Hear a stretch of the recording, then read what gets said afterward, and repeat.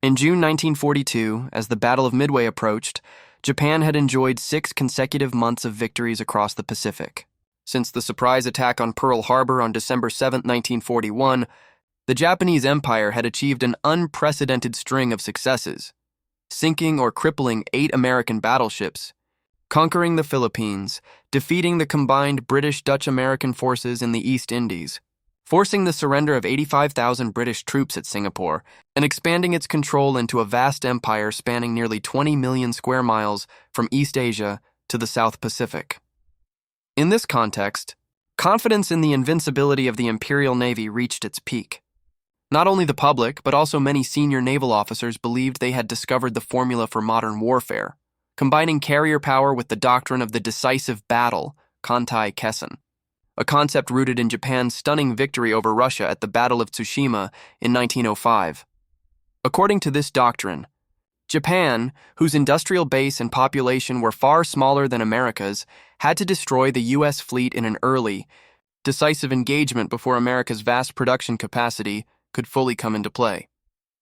After Pearl Harbor, Admiral Isoroku Yamamoto, Commander-in-Chief of the combined fleet, believed the time for such a battle had arrived.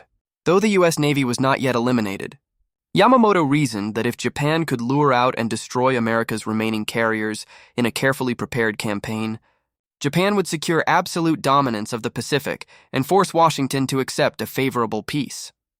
The plan, codenamed Operation MI, called for the attack and occupation of Midway Island, a tiny American outpost located between Hawaii and Japan, just over 2,300 nautical miles northwest of the Hawaiian Islands. To Japanese planners, Midway offered dual strategic value. First, if captured, it could be turned into a forward air base, extending Japan's threat directly to Hawaii and America's supply lines across the Pacific.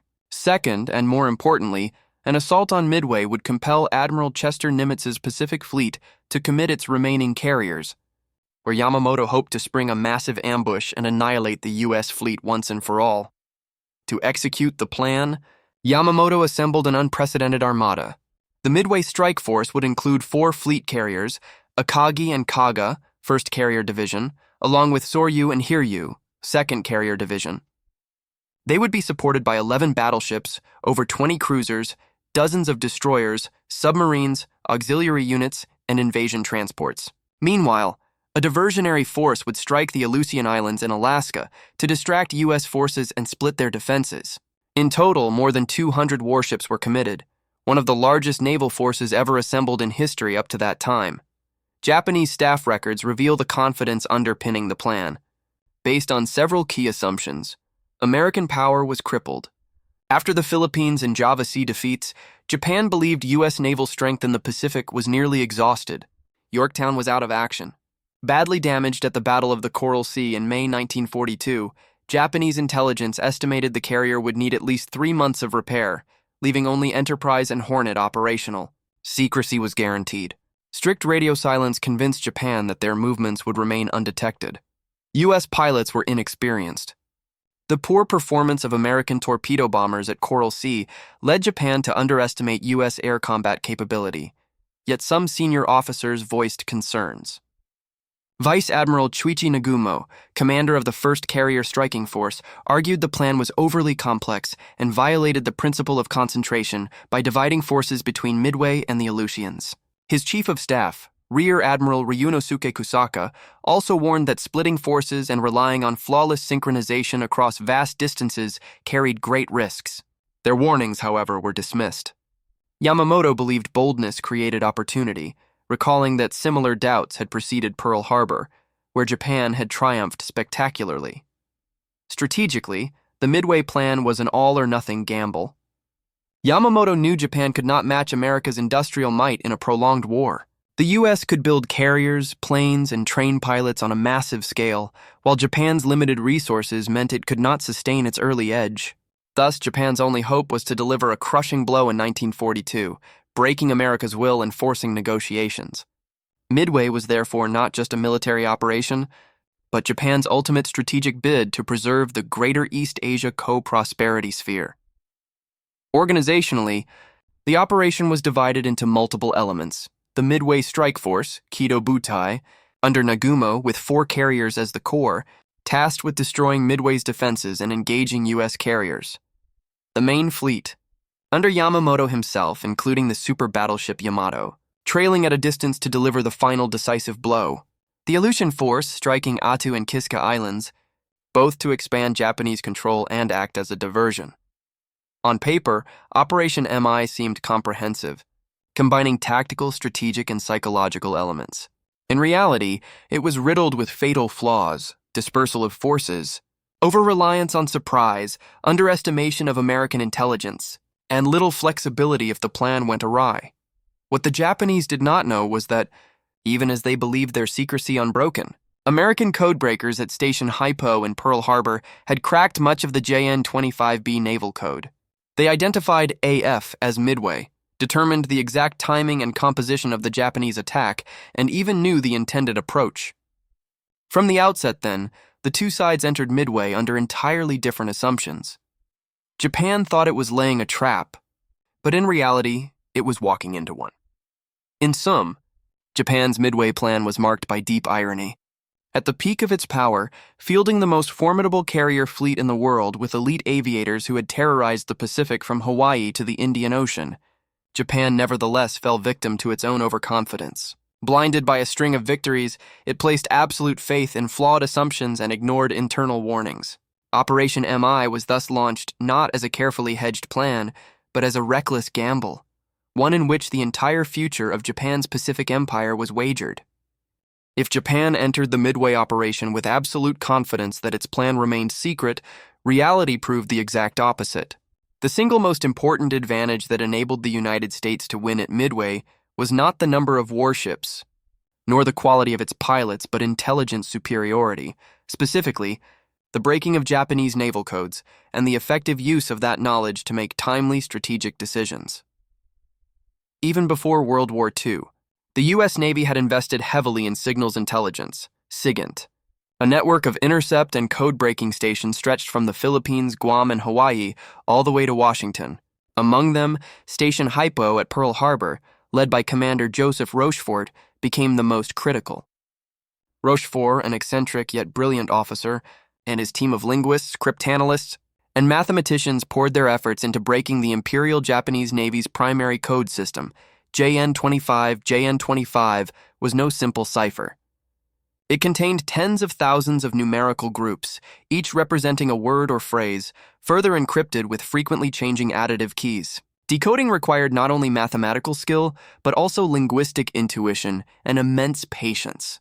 By late 1941, before Pearl Harbor, the Americans had only solved a small fraction, insufficient to predict Japan's entire plan. But by early 1942, thanks to relentless effort and growing volumes of intercepted traffic, Hypo began to achieve breakthroughs. In April 1942, U.S. codebreakers noticed repeated Japanese references to an objective codenamed AF. Context suggested it was a strategically important location slated for attack. But where exactly was AF? Some thought Johnston Island or even Hawaii. Many suspected Midway. Yet suspicion was not certainty, and Admiral Chester Nimitz, commander of the Pacific Fleet, needed proof before committing his forces. Rochefort and his team devised a bold ruse. Midway was instructed to send an unencrypted message reporting that its seawater distillation plant had failed, leaving the island short of fresh water. Days later, U.S. listening posts intercepted a Japanese message stating that AF is short of fresh water. The mystery was solved. AF was Midway. The codebreakers revealed not only the target, but also critical details. The attack was planned for early June 1942.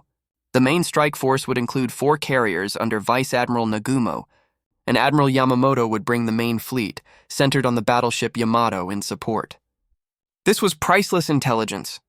Without it, the U.S. would almost certainly have been caught off guard by Japan's massive force. With it, Nimitz could prepare an ambush of his own. It is important to note that on paper, the balance of forces still favored Japan. They fielded 4 fleet carriers with nearly 250 aircraft, manned by battle-hardened aviators who had triumphed from Pearl Harbor to the Indian Ocean. The U.S. had only 3: Enterprise, Hornet, and Yorktown, the latter badly damaged at Coral Sea and assumed by Japanese intelligence to be out of action. But with intelligence in hand, Nimitz knew exactly what he faced and where, turning weakness into strength. Once Midway was confirmed as the target, Nimitz made two key decisions. First, he ordered Yorktown repaired in record time.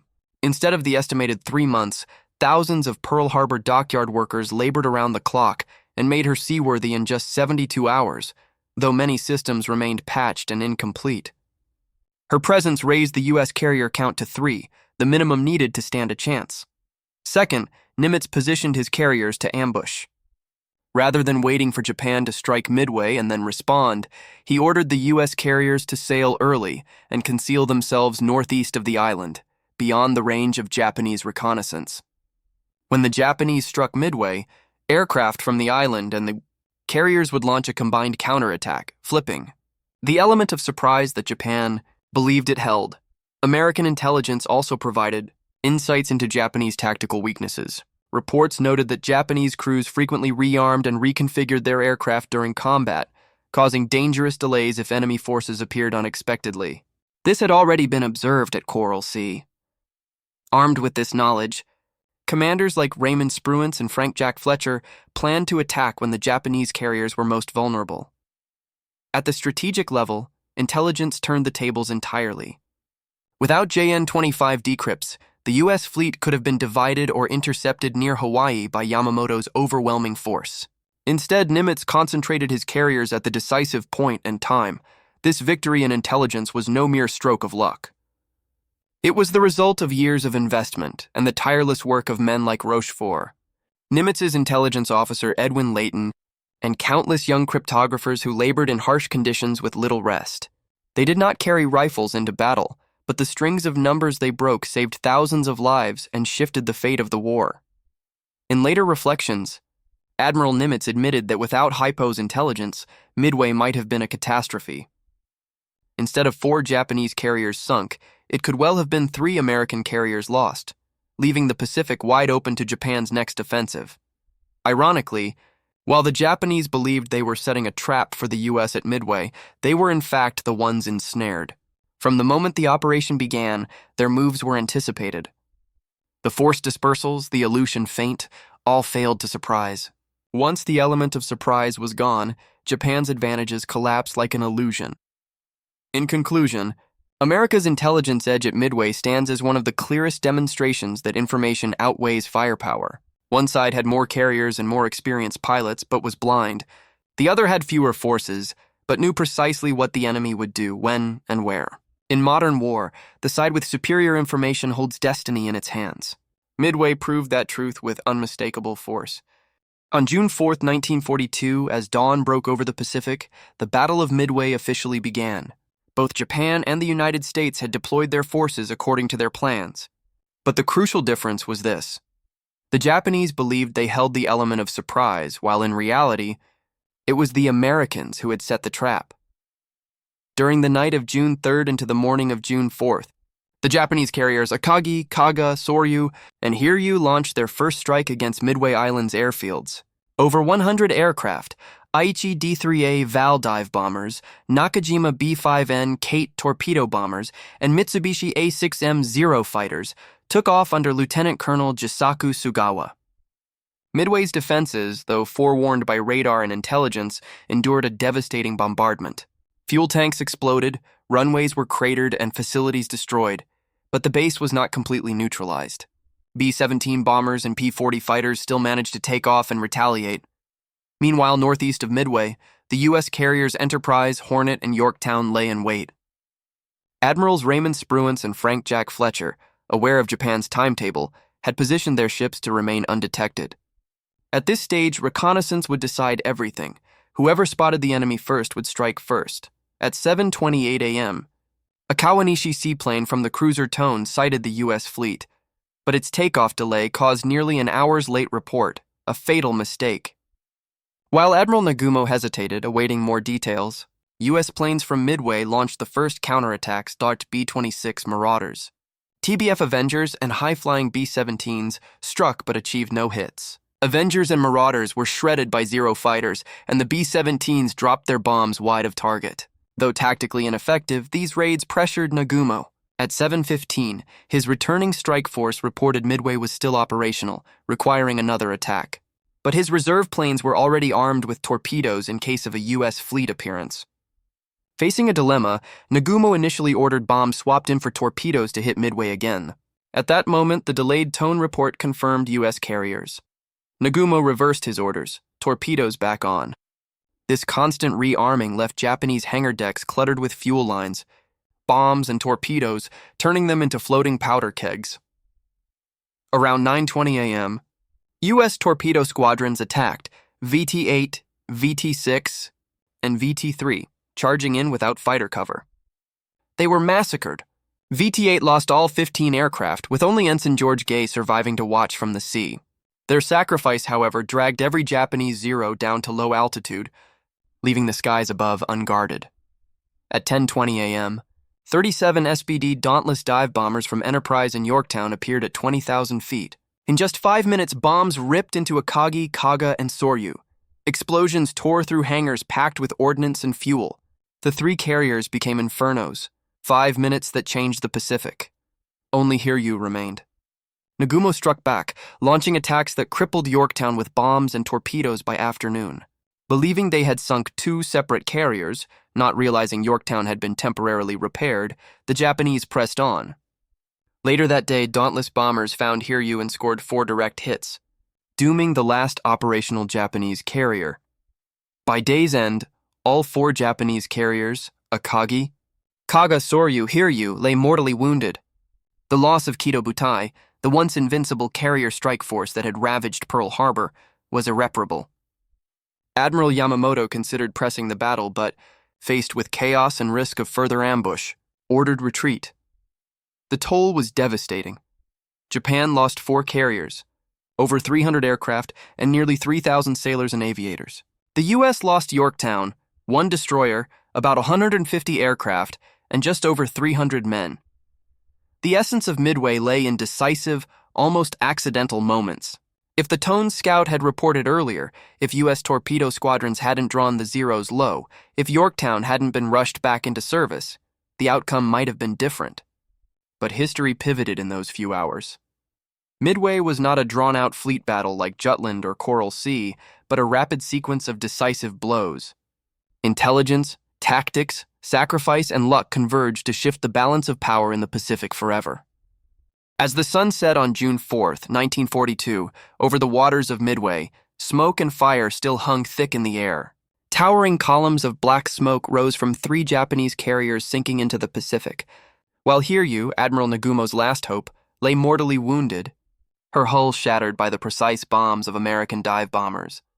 In a single day, the Imperial Japanese Navy's vaunted carrier strike force, celebrated as invincible since Pearl Harbor, was annihilated.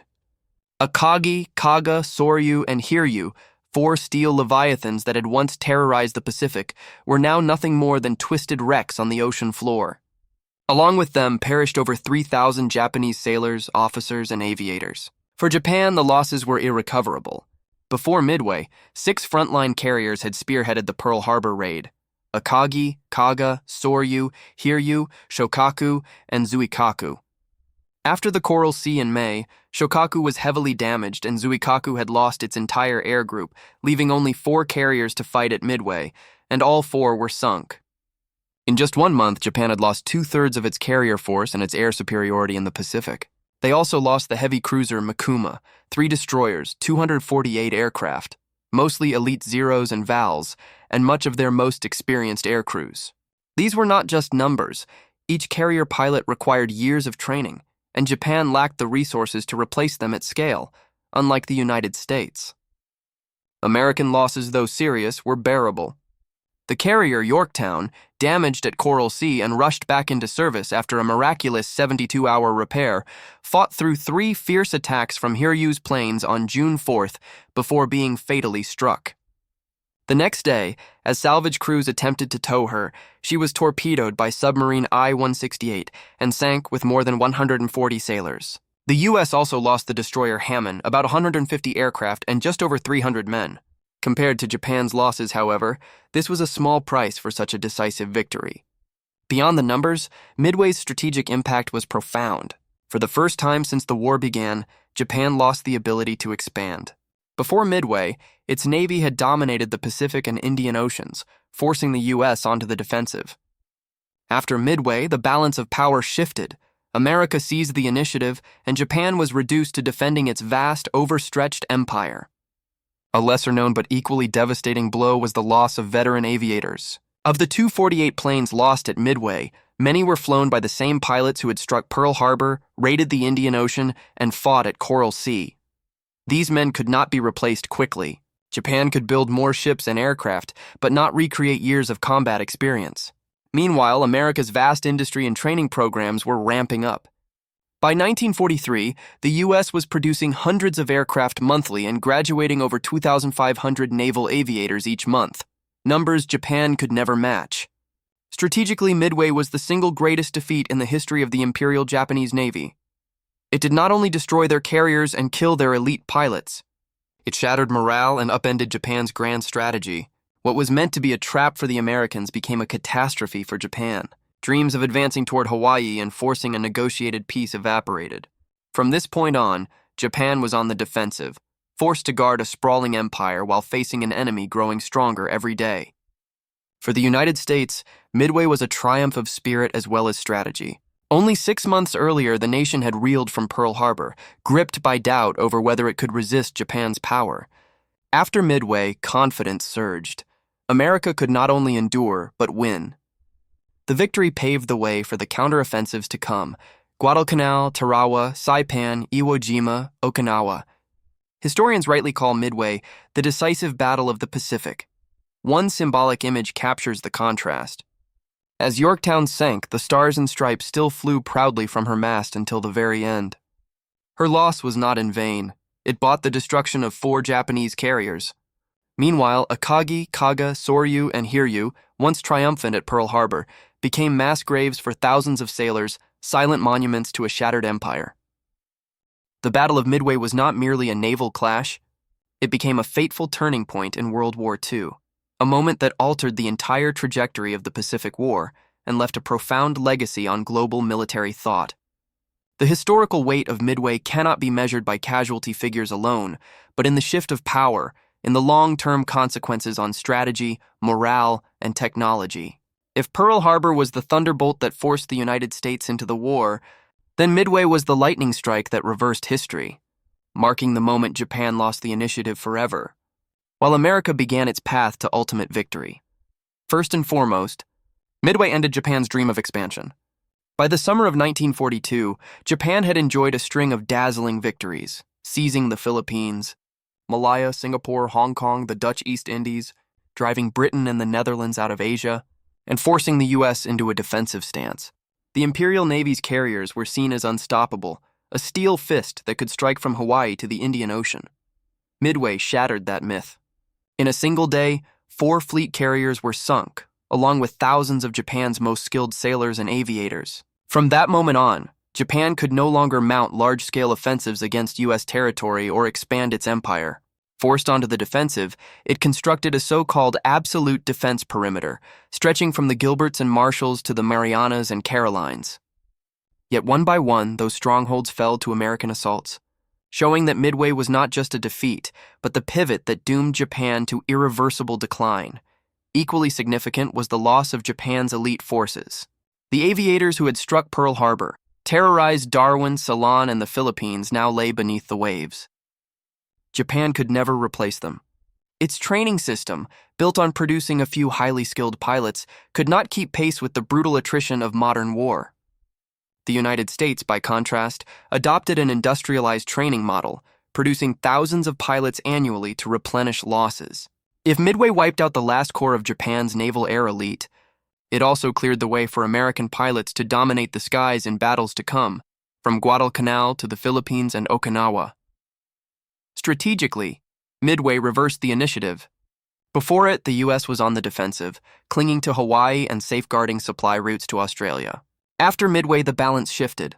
America not only held the line but could go on the offensive. Just 2 months later, the Guadalcanal campaign began, the first Allied counterattack in the Pacific. From then onward, the U.S. launched its island-hopping offensives, step by step tightening the noose around Japan. Without Midway, America might have waited years before risking such campaigns. Instead, the stunning and decisive victory gave Washington strategic confidence. Japan could indeed be beaten. The psychological impact of Midway was just as profound. After Pearl Harbor, America had been shaken, grieving, and uncertain. Was a nation untested in modern total war strong enough to withstand a militarized empire decades in the making? Midway dispelled those doubts. News of victory electrified the nation, fueling resolve to fight until the end. It also sent a powerful signal to America's allies.